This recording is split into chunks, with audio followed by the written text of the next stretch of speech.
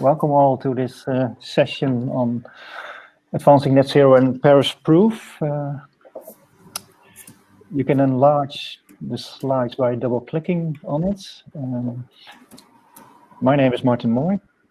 I'm project manager at the Dutch Green Building Council, project manager of the Delta Plan Paris Proof project. It's already said, so you have to double-click on the presentation to have full frame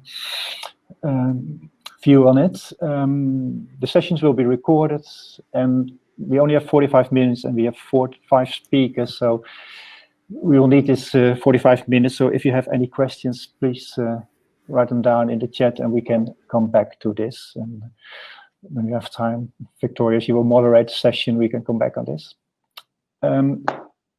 First of all, an introduction on Paris Proof by me, and then we will give the floor to the others, because you will hear a lot about Paris Proof in this week, and I think the Dutch viewers already know quite a lot about it, because we have had some presentations, some webinars just before summer on Paris Proof. So the basics on Paris Proof is our definition of net zero, and you will learn the other definitions and approaches later on in the session. Our definition is that by 2050 and preferably 2040, we heard some about this in the previous session about the urgency, that we have to reduce for the Netherlands by 2/3 in our energy demand, because we have only 1/3 of our current demand available from renewable sources. So that was our basic finding. So we calculated, let's say, the Paris proof figures. So the 50 kilowatt-hours per square meters is very well known for each sector, for each type of building. And so that's another thing we said, that the basis of regulation should be expressed in kilowatt-hours per square meters. That's very clear. You can read it on your meter. It's much easier than let's say, the theoretical values we're using in the labels right now. So that's Paris Proof in short. Now I'll give over to Victoria. She's the project manager of the Worldwide Advancing Net Zero project, and she will moderate the session and introduce the other speakers.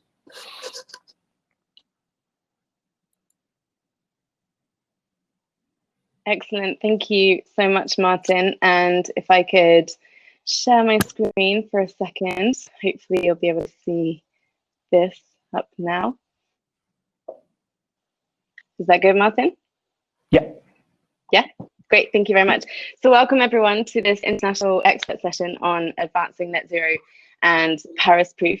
Thank you very much for Martin for his outline of Paris Proof, and I'm really pleased to be sharing the stage today with some of our green building councils who are working on net zero programs around the world. So before I bring them in, a very quick introduction to what the project's all about. Advancing Net Zero is a global project from the World Green Building Council, working with lots of green building councils from across the world to develop programs and tools and initiatives to help drive their markets towards a net zero built environment. And we have set out a whole life carbon vision that sets to achieve net zero operational carbon and net zero embodied carbon by 2050. And to achieve that, for the concepts of operational and embodied carbon, we have this framework, which includes a definition and a series of guiding principles that green building councils around the world are developing programs and tools to support within their particular markets. And of course, we've heard from Martin just now about Paris Proof from the Dutch Green Building Council. And now I'm really pleased to bring into the conversation we have more green building councils to be able to discuss their own initiatives from within their markets. So first of all, we'll hear from Finn McDonald from the Canada Green Building Council about the zero carbon standards. Then we'll hear from Rich Twin from the UK Green Building Council about the Net Zero Carbon Buildings Framework from the UK GBC. Then Liz Beardsley about Lead Zero from US Green Building Council. And then finally, Jorge Chapa, who's joining us from Sydney, the Green Building Council of Australia, very late at night, about Green Star and Carbon Positive. So thank you very much to you guys for joining us today. And I think we'll hand over to Finn. First of all, thanks very much, Finn. Thanks, Victoria. Hopefully you can see my screen now.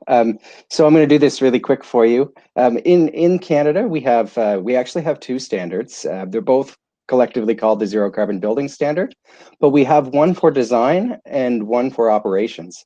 So ZCB Design is our standard for design. It's based on the final design of the building.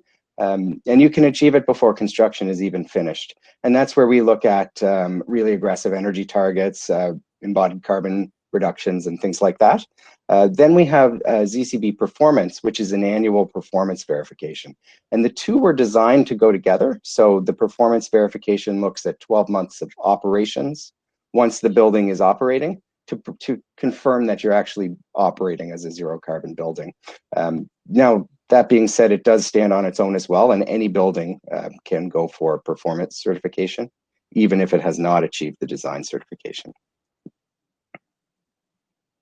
We use a lot of different performance metrics in our program, and it is a zero carbon program, but we believe in more than one metric. And I think the most important one that is not carbon, you'll see at the top, is the thermal energy metric that we use. Being a northern climate, we have shorter days in the wintertime and we use a lot of heat. So in order for us to get those zero carbon buildings and zero carbon outcomes at scale, we need to be addressing the thermal performance of the buildings. We also look at total energy, peak demand, and of course, operational carbon and embodied carbon within the program. And this is our formula. And much like Victoria said, we are looking at whole life carbon within the zero carbon program. So starting with embodied carbon, the upfront, the use stage, and the end of life, so the whole life cycle of the materials, then into operational carbon, where we look at the direct emissions and the indirect emissions. So fossil fuels, refrigerants, electricity, district energy, things like that. And then finally, we offset those with avoided emissions. So whether you're using on-site green power and you're exporting a little bit of extra, or as a last resort, carbon offsets. And that's it in a nutshell. So. Thank you, Finn. Thanks for being so brief. We'll have lots of time to delve into a bit more in a moment, but let's move on to Rich Twin from the UK Green Building Council. Good afternoon, Rich. Good afternoon. Thanks very much, Victoria. I'll just share my screen. Hopefully you can all see that now. So I'm Richard Twin. I'm Senior Manager for the Advancing Net Zero programme at UK GBC, and I'm going to be talking about our Net Zero Carbon Buildings Framework very briefly. So as some of you may know, UK GBC doesn't own a rating tool, unlike most other green building councils, because obviously in the UK we have the RE and BREEAM. Instead, we've taken a slightly different approach in the UK and developed up our framework definition for net zero carbon buildings, which is basically just about trying to create consensus and consistency in the way that net zero should be applied to buildings. Hence, we invited all of these organisations to support the piece of work so that we can try and get a consistent set of outcomes around net zero carbon. So in terms of what the framework does, it sets out some very high-level principles and importantly processes for how you demonstrate net zero carbon. It's meant to be quite open so that anyone can use this for their own purposes. And it relates to two scopes initially. So for new buildings and major renovations, the focus is on upfront embodied carbon. So the idea is that you undertake life cycle assessment throughout the design and construction phase and at practical completion in order to use as-built data as far as possible. And you should be seeking to reduce whole life carbon impacts as part of that reporting. You should design for low energy use and for on-site renewable energy, obviously. then offset any remaining carbon from the construction project, get all of that data third-party verified, and then publicly disclose to show you're working. That is to achieve net zero carbon for construction at practical completion. Then for buildings in operation, obviously you skip the construction stage, but you measure operational energy use on an annual basis, measure on-site renewable generation on an annual basis and imported renewables, offset any remaining carbon from that balance, and there really shouldn't be much. Get all of that data third-party verified, and then publicly disclose all that to achieve net zero carbon for operational energy on an annual basis. Now, this was the simple high-level principles which were published last year. The idea of it being a framework was so that we could develop on this over time and add in more detail. So, for example, at the moment, we're looking at procurement of renewable energy and offsets, and also developing up a whole life carbon approach, which aligns with Scope 3 reporting. But one of the more specific things I wanted to flag up today is some of the work we've been doing on energy targets, which has specifically been drawing off what the Dutch Green Building Council has been doing around Paris-proof targets. So for the Dutch audience out there, this is probably a very familiar type of graph. These are the calculations we undertook for the UK market. And based on current policy projections, we estimate that the UK economy as a whole is likely to need to reduce its energy demand by about 60% by 2050, which is quite a significant reduction.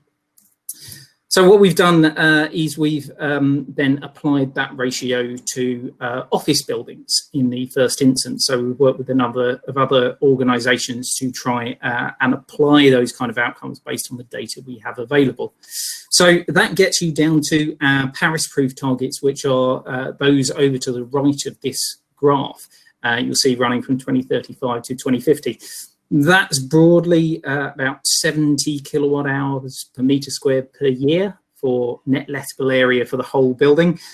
We've also got targets for base building as well, just for landlords.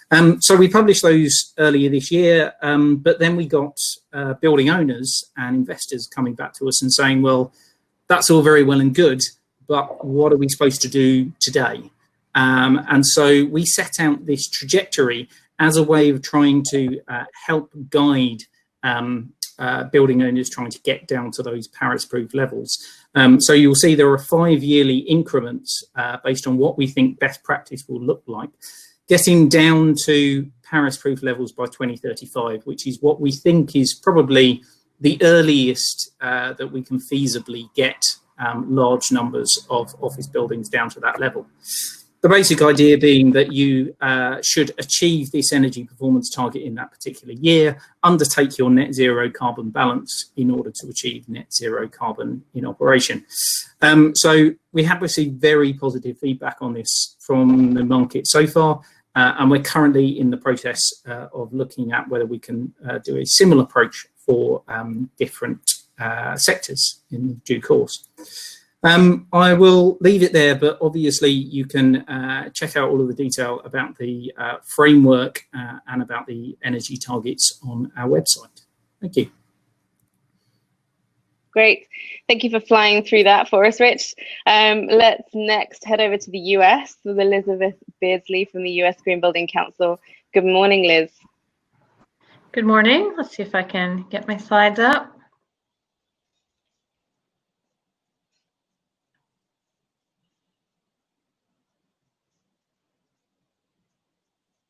Waiting.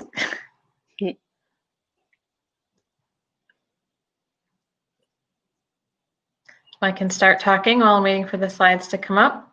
Sure. Hello, everyone. Thanks for having us on today and helping celebrate Dutch Green Building Week. We're really excited about participating with other GBCs in the Advancing Net Zero framework. And sorry, let me just show this here. Here we go. And to have launched our Lead Zero program, which I'm happy to just give a few words and leave lots of time for discussion. Sorry, So Liz, with to let you LEED know, Zero, the slides popped up and then they disappeared again, so you might need to try again. okay, they're not showing? Be a shame not to see them. Okay. Huh. All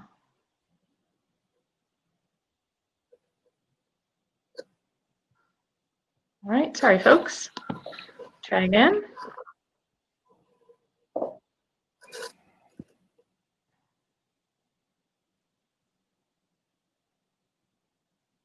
This way, I guess.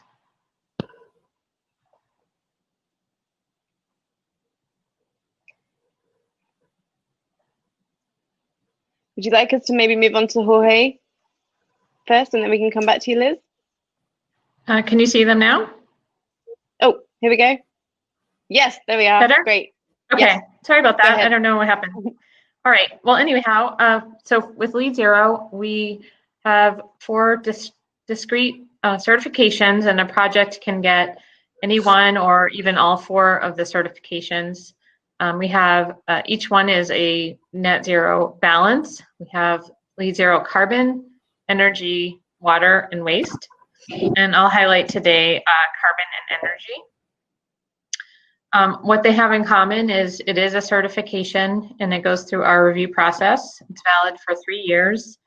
The baseline requirement is there must be a LEED certification on the project, either new construction or existing building. And that's because we feel the optimal building is both green and performs at a net zero level.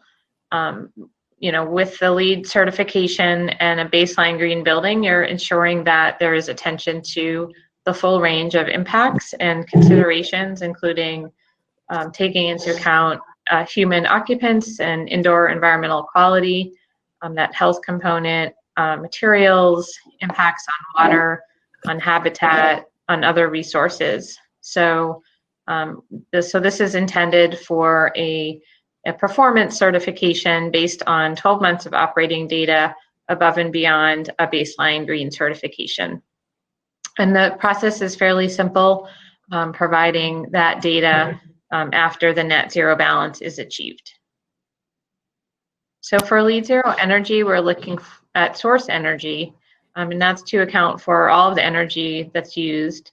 And we're looking at a balance of zero between the energy delivered to the project and the non-renewable energy that's displaced.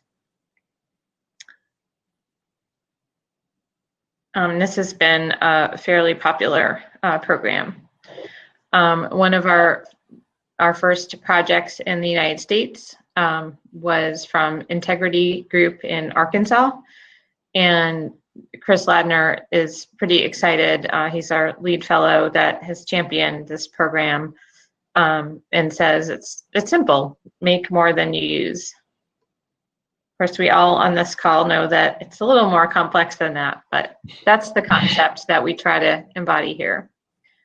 With LEED Zero carbon, we're looking for this carbon dioxide equivalent balance to be less than zero. So looking at total carbon emitted less the total carbon avoided. And the carbon emitted is also accounts for transportation associated with the project. So it's energy and transportation at this time. We are planning to add to that total carbon calculation of a project over time as better data is available and there's more reliability. But we do believe that it's important to account for operational transportation, since there are choices and ways that a building owner and occupant can impact that transportation impact. And we see that transportation is becoming more and more significant as a total share of greenhouse gas emissions in some areas.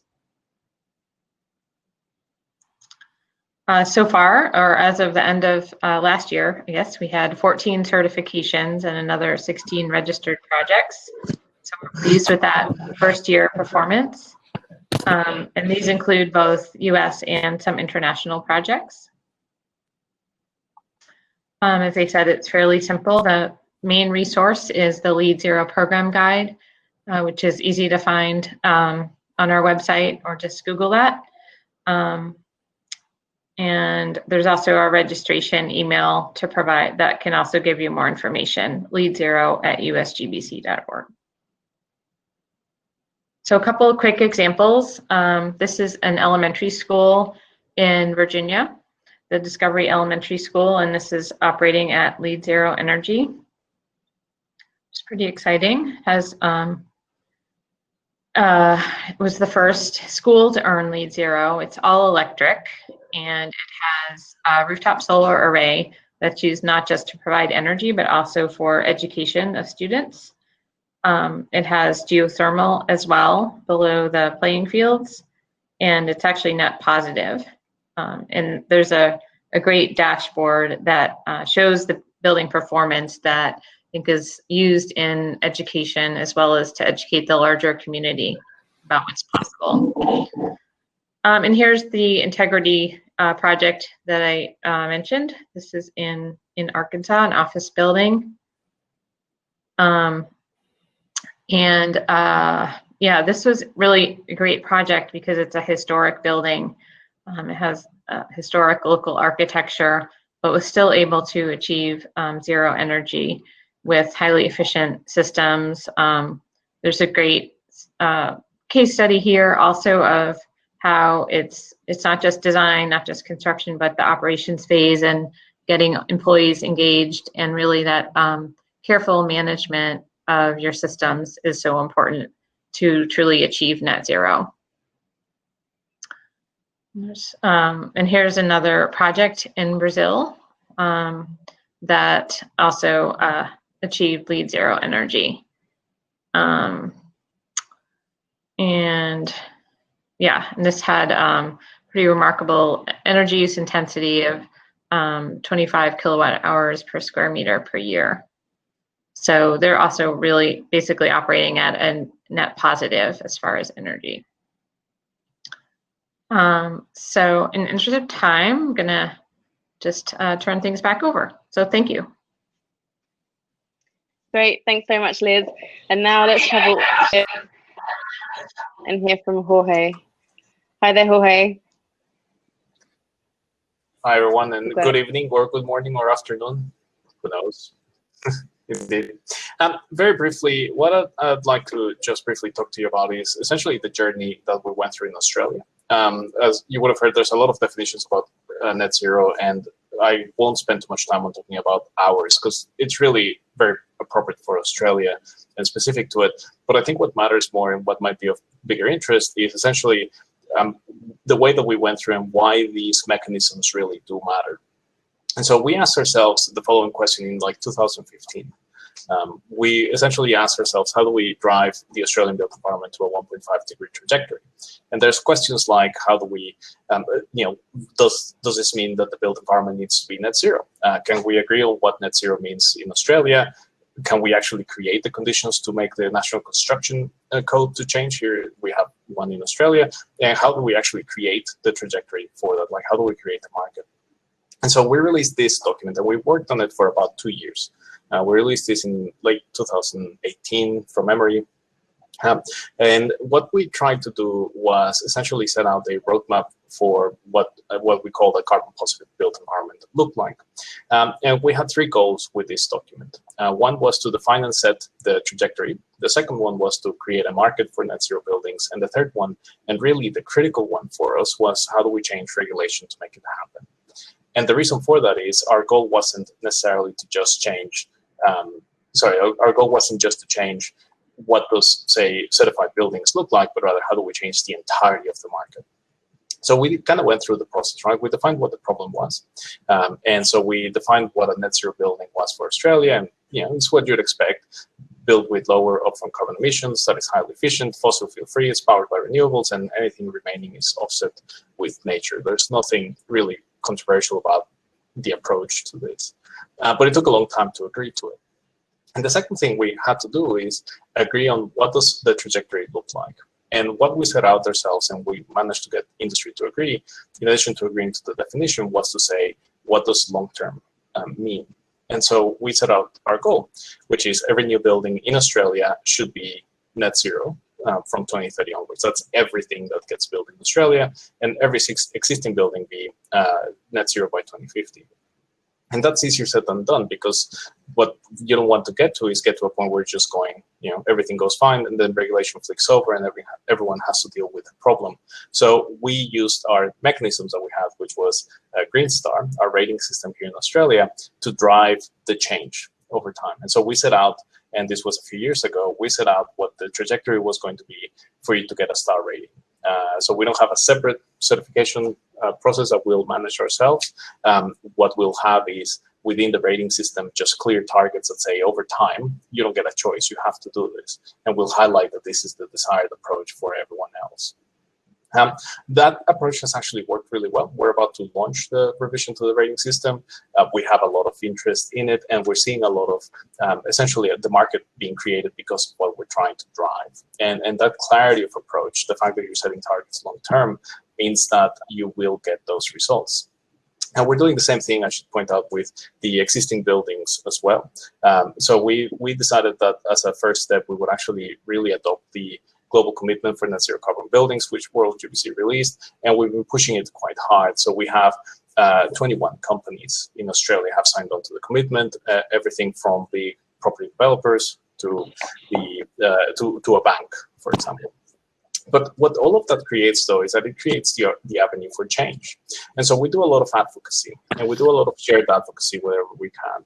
And so we partner with, for example, the Property Council of Australia. This is our latest policy platform trying to influence existing buildings, which is how do we create net zero carbon buildings through regulation.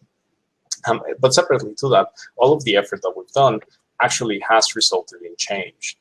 This is a document from the Council of Australian Governments. It's essentially a council of all of the 8 state governments in Australia. They get together and they put out exploratory regulations from time to time. And they've delivered this. They now have come out and said, hey, what if we have a trajectory for low energy or low carbon buildings? And a lot of this is based on the fact that we delivered a roadmap that then created a marketplace. And we could actually go to them when they were discussing, should we do this, saying, hey, we have 10 or 15 companies already signed on to this. Everyone thinks it's doable. And I think that's the important thing about the things that you're hearing about today, is that all of these mechanisms get to a point where you can deliver real change. And that change is, at the end of the day, what we're looking for, not just the certifications. So that's broadly it. All yours, Victoria. Thank you very much, Jorge. I see you've read the brief on what we wanted to cover in terms of what we need in order to drive the market uptake of this. So perhaps following on from you very nicely outlining how you've taken your Green Star program to where it is today, and hopefully seeing some immediate impacts on the necessary regulation that's needed from government. So perhaps I can come to maybe Finn and Rich and ask you a similar question around the programs that you're implementing, why you think it's been important for your market to introduce these schemes. Just to provide some context to that, we've talked about just a handful of the net zero tools, of the green building rating tools that exist around the world, and they always recognize performance beyond local code as the baseline.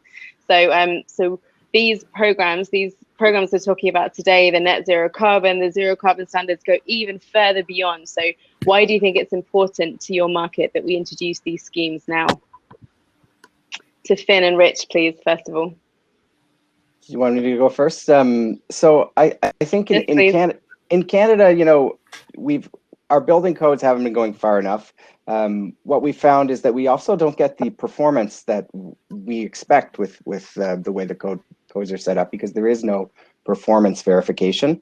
So we really wanted to do 2 things in Canada. One was to provide that performance verification, but also to introduce some new metrics nationally. And the thermal performance metric that we use, similar to the cities in Toronto and Vancouver and their local city code, really does do a great job of driving carbon reductions at the grid level. Because if you think about it, you know, we're going to be using most of our energy for heating or cooling, right? So if we can bring those loads down, and the performance verification aspect of it is very important, because it's one thing to design a building, but if it's not going to continue to operate that way, then it's not going to get us where we need to be. And that annual performance verification is absolutely critical to keep those buildings performing over time. Absolutely, thank you. And hopefully we'll start to see that sort of start to percolate through regulation as well at some point. Rich, you mentioned some of the partners that have involved in your program, but actually it's involved huge collaboration from the sector as well. It's their voice represented in this framework. Well, yes, sort of the idea behind ours was that we've been talking about zero carbon for years now. We've technically had zero carbon policies since 2006, actually. But the problem is they were always watered down and they always ended up being a little bit rubbish. So this was about trying to change the conversation and say, let's actually make this about outcomes.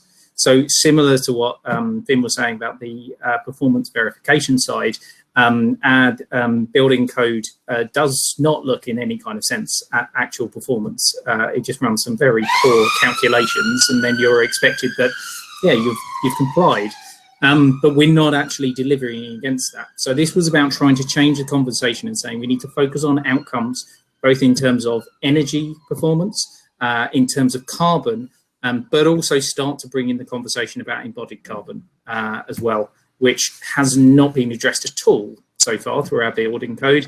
There are certain planning requirements. So London, for example, is just starting to introduce planning requirements around whole life carbon assessments. But we're starting from a very low base in that regard. So the framework is very much about trying to set those sorts of outcomes and trying to enable a framework that then building regulations and planning regulations can build on, but also other procurement as well. So we're also working with NHS England at the moment on can we come up with a net zero carbon standard for hospitals based on the framework. So there are different sort of levers that can be pulled, but it's about trying to all work towards the same kind of outcomes. Absolutely, thank you. And Liz, perhaps I can come to you here.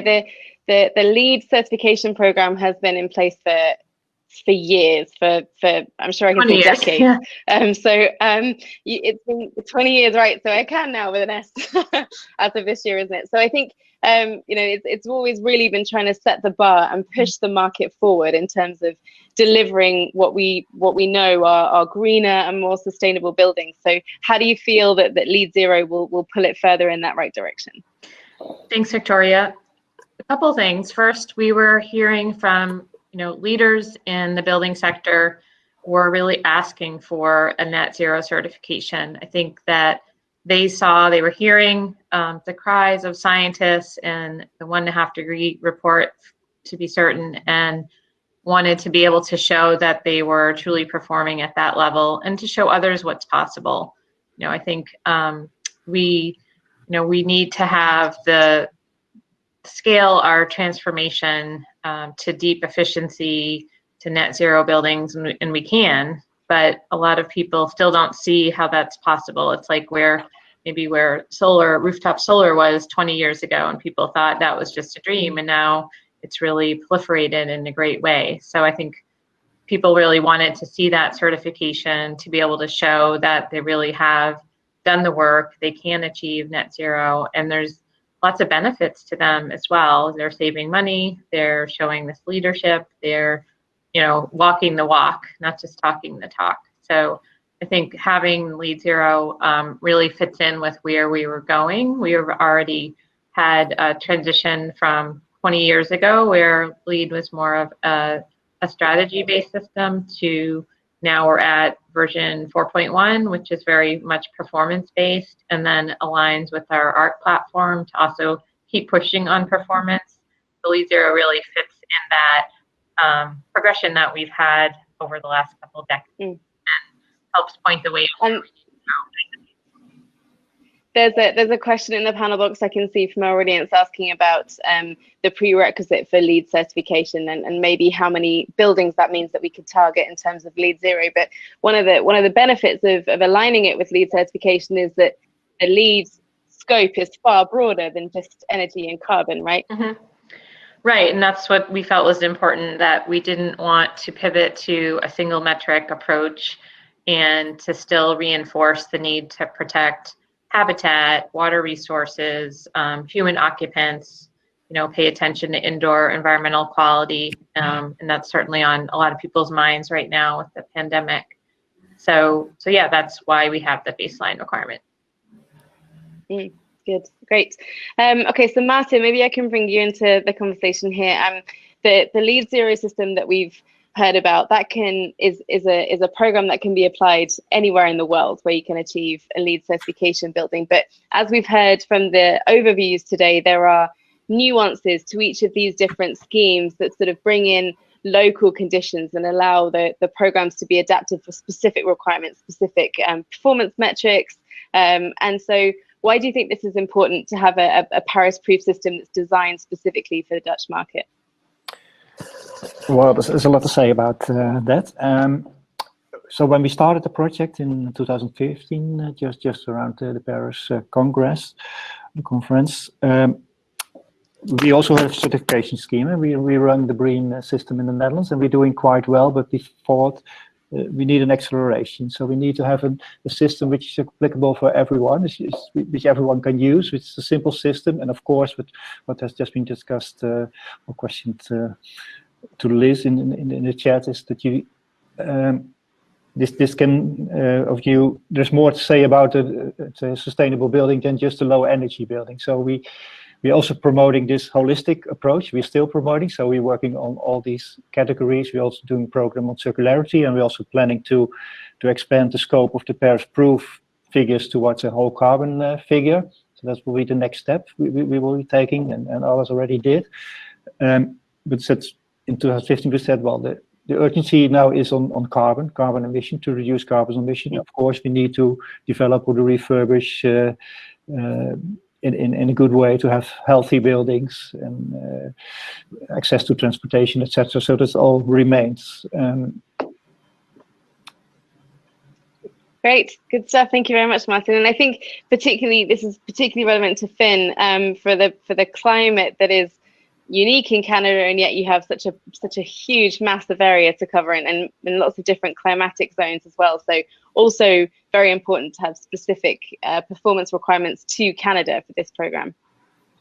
Yeah, it's true. And we do support the LEED program in Canada, and I find these programs go very well together. We see a lot of projects pursuing LEED and then layering on the zero carbon on top of it, just so that they can get at a couple of those things that are more challenging for a global program to address in our market.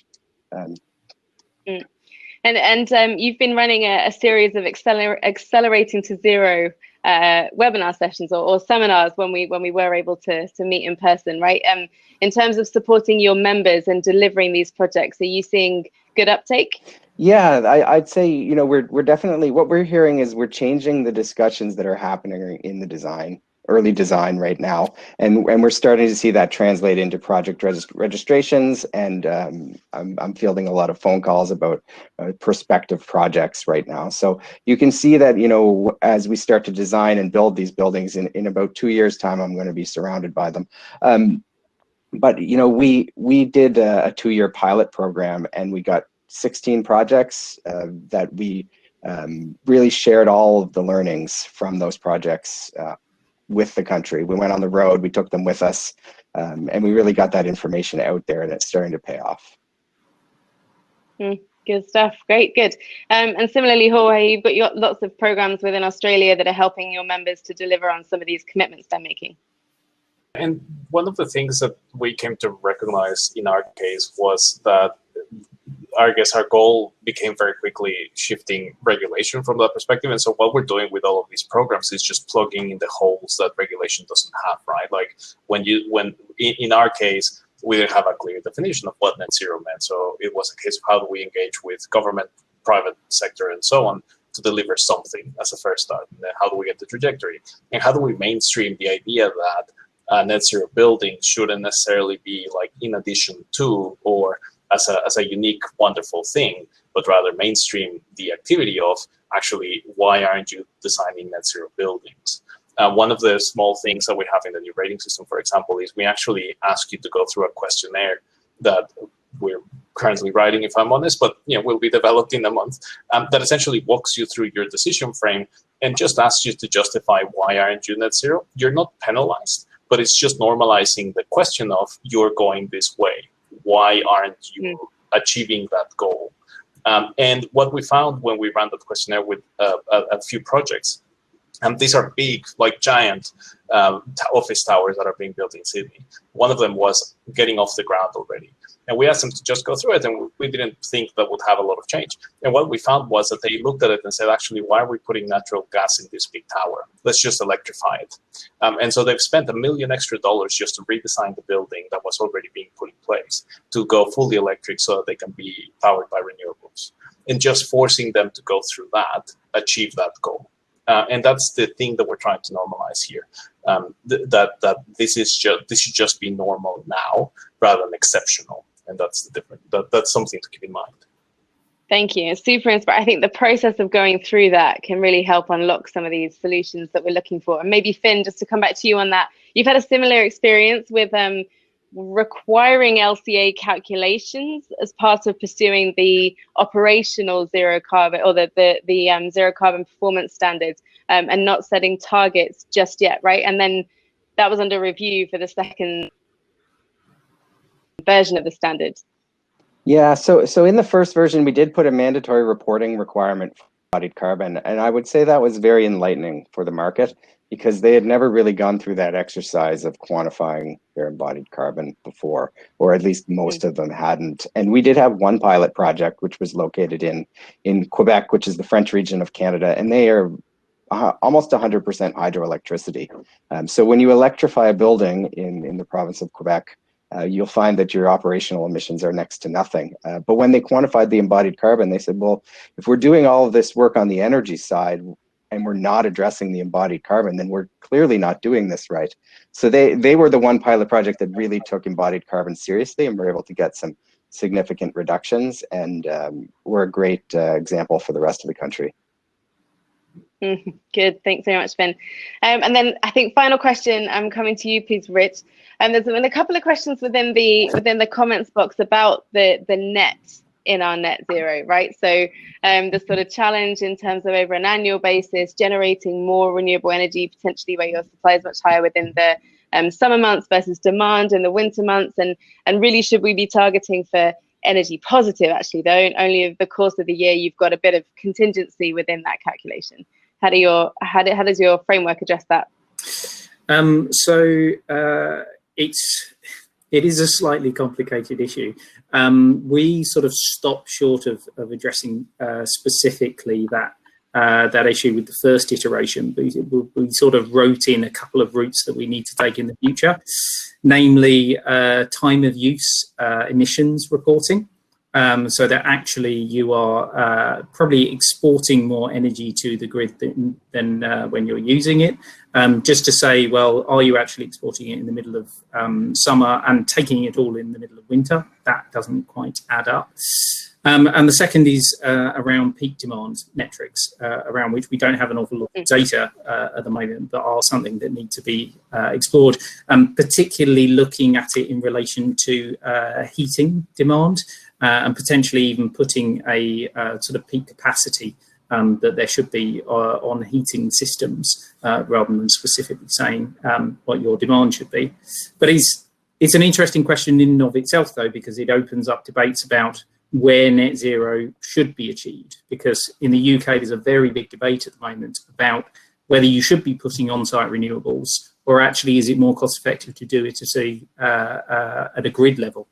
And so we have this question then of how procurement then feeds into it. And should you be achieving net zero energy necessarily, or should you actually just be pushing the energy efficiency side, and then renewables is a bit of an optional extra if you can. And there again, the process of going through figuring out what is the most appropriate route for a design can be very enlightening, and I think that's probably what we should be encouraging all projects to do, no matter which direction they end up heading or which one of those routes they choose to take, as long as it's all in the right direction. Okay, so I think, Martin, we are about at time now, but thank you so much to all of our panelists for joining us today, for continuing this conversation. I think we could go on all night, but thanks very much again. Have a fantastic Dutch Green Building Week. Happy World Green Building Week, and hope to see you on another panel session very again soon. Thank you. Yes, we will have everyone. another panel session on Wednesday with PVCs on embodied carbon, so it might be interesting for the audience to attend this as well. That's right. Okay. Great. Thanks Thank very you all. much, everyone. Thank you. Thank you. Thank you. Bye.